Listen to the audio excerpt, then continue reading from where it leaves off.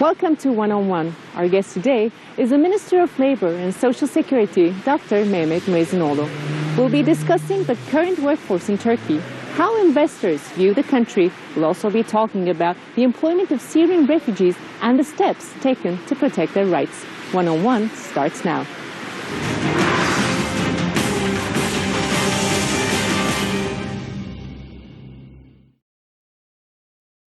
Thank you very much for being on TRT World, and I'd like to begin with my first question.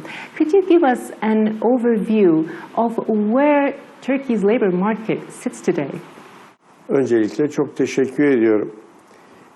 Türkiye'de çalışma hayatı özellikle... First, I would like to thank you. In Turkey, we are in a peaceful and successful period for business, thanks to a consistent and trustworthy political environment. The dynamics of conducting business are getting better and better, especially the minimum wage for workers. A new minimum wage was announced recently. The new minimum wage for workers will be 1,400 Turkish lira a month. Bu 2002 yılında bu anlamda dolar bazında bir değer... According to our analysis of the value of the dollar in 2002, the number of employees who were working for $1,000 was 6.6. Today, that number is 2.01.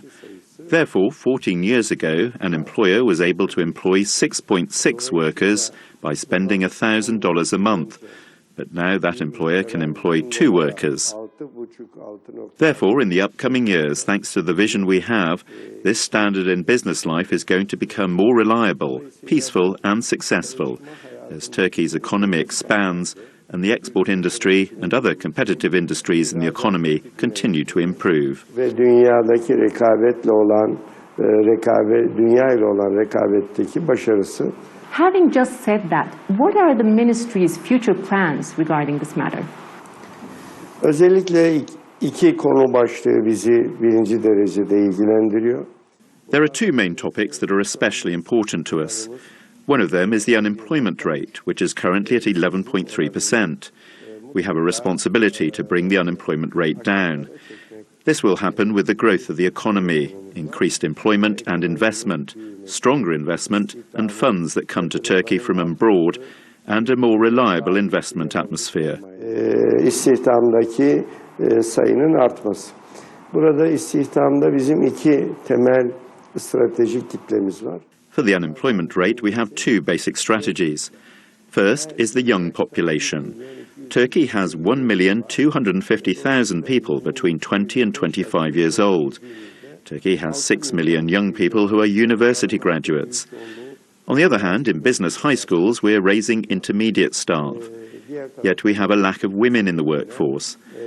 Under the leadership of the Justice and Development Party, female employment has increased to 33% from 27%. But our aim is to increase the rate to more than 40% by 2023. In the past, because of cultural reasons, women were seen as housewives. But now housewives are demanding to be employed as well. Thus, we have to solve this strategically by both addressing the demands of the housewives and young women. In regards to these issues, we are developing some projects. Bunlarla ilgili farklı vizyoner projeler geliştiriyoruz. Şimdi 2017'de başlayacağımız. Now there's a project that will start in 2017 for new graduates who apply for their first jobs. The ministry will pay half their salaries and insurance premiums, and we want you to go to your employer and tell them that. The state is paying me half my salary. How about you pay me the other half and give me the chance of gaining some experience here? And in the future, that will help me contribute more to you. In the second year, we'll pay 25% of the salary, so employers will be more motivated to employ and train new graduates. We have visionary projects like this. Buna benzer birçok vizyoner projemiz var. What are the biggest challenges you face while doing so? Şu anda en büyük sorunumuz son dönemde, özellikle 2016'nın son günlerindeyiz. Right now, our biggest problem is the coup attempt led by the FETÖ terrorist organization in 2016. That night, we saw that we have a nation that stands up for its democracy and fights for its unity. Yet we had 249 martyrs and 2,200 wounded citizens. Nevertheless, we managed to defend our democracy. we managed to stand strong against different powers who wanted to trap this country. Bir de bölgemizde zorluklar var. İşte Suriye, Irak ki bugün yeni gelen haberler Suriye'de. And outside the country we have other difficulties like Syria, Iraq. The latest news is the temporary ceasefire in Syria. After all, if we have peace and safety around the region, Turkey will be more able to move forward. I hope Turkey will be able to deliver its message to the world as peace and safety become permanent both in the country and in the region. In my opinion, 2016 was a tough year, but I believe 2017 will be a successful and good year. Ama güzel ve başarılı bir 2017 olacağına inanıyorum. Actually, that's a very important subject that we just talked about. How do the developments abroad in Turkey affect Turkey in this respect? Şimdi tabii dünya artık küçüldü. Yani şu anda In the time we're living in, the world has shrunk, especially since everybody has easy access to America, China, India and Russia. Therefore, in such a small world, every minute you are faced with minor difficulties. On the other hand, despite these temporary problems that arise from time to time, it might offer you a wide range of opportunities. In this sense, Turkey, having a young and entrepreneurial population, has the potential of putting these obstacles into good use in various parts of the world. So, a dynamic Turkish population that is evolving along with the world's developments can and will turn these difficulties into good fortune. Zorlukları da fırsata çevirebiliyor ve çevirebilecektir. You actually said before that foreign investment was very important. Do you think that Turkey still holds a prominent place in the eyes of investors? Şimdi olumsuz bir algı oluşturulmaya çalışılıyor. Bu açıkçası Now, some are trying to create an unfavourable perception. To be honest, as we look at these perceptions, only one quarter relate to reality, but the remaining three quarters are not real. That is to say, Turkey has big goals like increasing its national GDP to $2 trillion and its foreign trade volume to $500 billion. İşte 3. havaalanını yapan bir Türkiye, Marmara'yı yapan bir Türkiye, 3. Boğaz Köprüsü'nü yapan bir Türkiye. As you know, Turkey is building its third airport in Istanbul. Turkey is also building its third bridge connecting the Asian and European continents. It's opened the Eurasia Tunnel under the Bosphorus Strait, also connecting the two continents. These big steps in Turkey's dynamic economy leading towards its 2023 goals are undoubtedly disturbing some powerful circles. By using perception management, there are some groups that are trying to make people ask the question, is Turkey economically reliable?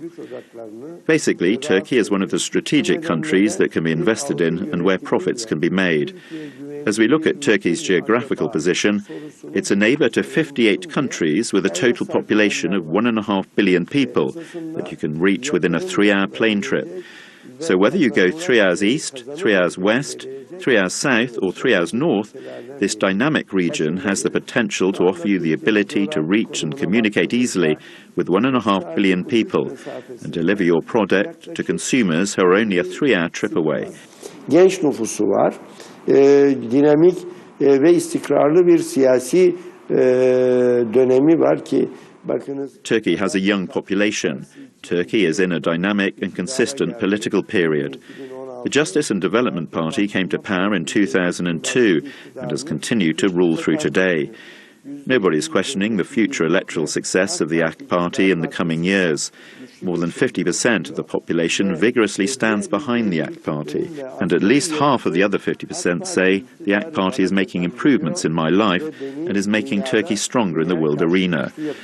Thus, here in Turkey, foreign investors can take advantage of the strong potential of our 80 million people and of marketing products around the region. So I can easily say that Turkey is a low-risk and secure area for foreign investors, and those who trust will earn, and those who fear will lose. Güvenen kazanacaktır, korkan kaybedecektir. What is the ministry doing to retain its appeal towards investors? Şimdi bu yalnız bakanlığın boyutuyla değil, bu hükümetin boyutuyla. This is not only about the ministry, but also about the government. So our government has already supported foreign investment in Turkey since 2002, when the number of foreign investors was about 3,500. Today it's about 50,000. Now 50,000 foreign investors are invested in Turkey, and producing and selling their products to the world in Turkey. So they're earning, but there are a lot of opportunities for new investors as well.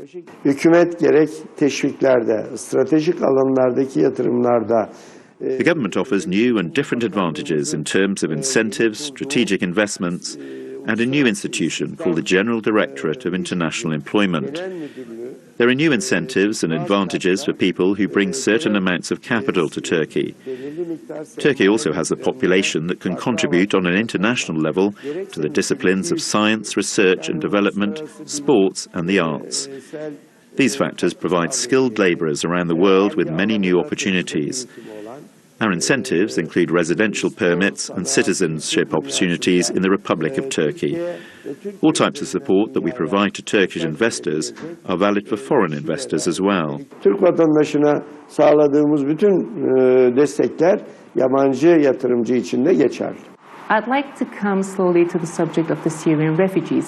Due to the civil war and the Syrian refugee crisis that it brought along with it, now we have around 3 million Syrian refugees living in Turkey. I know that the ministry has been working very hard. It has issued a regulation that indicates the work permits for foreigners that are under temporary protection, which is actually the category that the Syrian refugees lie in. There's also been pamphlets that have been handed out in several languages that indicates minimum wage, minimum age, and then security and safety at work. What else is the ministry doing to increase the employment of Syrian refugees? 3 milyon Suriyeli 5 yıldır Türkiye'de ve hemen hemen Suriye insanının her rengi. After 5 years, 3 million Syrians are in Turkey, and there are all types of groups of them. Actually, Syrians are a source of pride for Turkey in terms of our humanitarian values. But for me, they're also a matter of shame for the world, Western civilization, and developed nations. While Turkey has 3 million Syrian refugees, unfortunately neither Germany, nor England, nor France showed a similar humanitarian stance by having at least 10,000 or 100,000 of those refugees, and thus lightening Turkey's burden. This is actually a deficiency of Western civilizations, and I cannot understand this attitude. Of course, among these 3 million people, there are old people, children, babies, newborn infants, people who want to work, people who are at school age and need to be in school. And Turkey should fulfill their needs in regards to employment, housing and social needs. And Turkey is providing these things as if these 3 million people are its own citizens. Here, this is our source of pride. Ama tabii ki sorun nedir? Bakınız 850 bin yaklaşık Suriyeli çocuk eğitim çağında. But there is a problem. There are 850,000 Syrian school-aged children. If we say we want to make classes of 25 to 30 students for these 850,000 children, then we will need 30 to 40,000 classes. When they become adults, they should be employed as well. In Kilis, half the population is made up of our Syrian guests. There, it's impossible to solve the problem of unemployment in a justified, conscientious and humanitarian way. There are 400 to 500,000 Syrians in Gaziantep. Of course, we can employ some of them in Gaziantep, but if we want to take all of them, we should take into consideration that the unemployment rate is 11.3% in Turkey. Therefore, it's not easy to employ them without causing other people to lose their jobs. But the West, which recognizes these difficulties, only talks about deficiencies and does nothing. Halbuki geçenlerde UNICEF Türkiye temsilcisi Recently, UNICEF's Turkish representative said that some Syrian children are employed as child labourers in some workplaces. That's true, but we're only able to provide education to around 490 to 500,000 Syrian children. That's almost 60% of them. What about the other 40%? What did the world do for this 40%? Child labour is wrong, but do these children have a better place to go other than the streets? Should they be faced with alcohol and drug addiction or resort to burglary? Even though we don't support child labour, at least the child is doing something legitimate and not resorting to any illegal activities. Actually, that was one of the subjects that I wanted to come to because there were statements made that Syrian children were being worked under very harsh conditions. What's your response to that? Şimdi bakınız bu anlamda Türkiye hiçbir ülkenin yapamadığını yapıyor. Now, in this sense, Turkey is doing what no other country is capable of. For what has the West promised? They promised to give 3 billion euros, and after that promised 3 billion again. Almost 500 million of this was received. I mentioned earlier about what is needed to create 30 to 40,000 classes.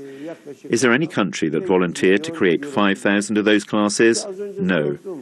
150 to 160,000 mothers gave birth in our hospitals, just like our own mothers did.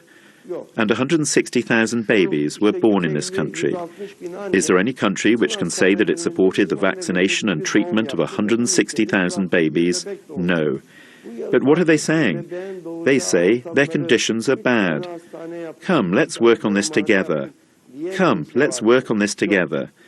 I'm telling my friends in the West who are in a better economic situation than us, let's share 3 million Syrians. You get 2 million of them, and 1 million will remain with us. Let's see in which countries these guests with their women and children will live in good conditions.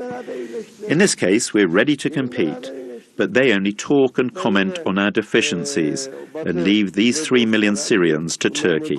I reject this approach. Seyirci durup da nerede eksik var deyip de kaydeden bir anlayışı da açıkçası reddediyorum. Minister Müezzinoğlu, thank you very much for the interview. Ben de çok teşekkür ediyorum. I also thank you very much. We are waiting for a more sincere attitude from countries that have exhibited humanitarian and conscientious policies in the past. Now we are at the beginning of 2017. I wish for a year full of peace and justice for our country, the region, and all humanity. On behalf of the Turkish people, I pay my respects and love to all the viewers. 2017 temenni ediyorum. Tüm izleyicilere de Türk milleti adına saygılar, sevgiler diyorum.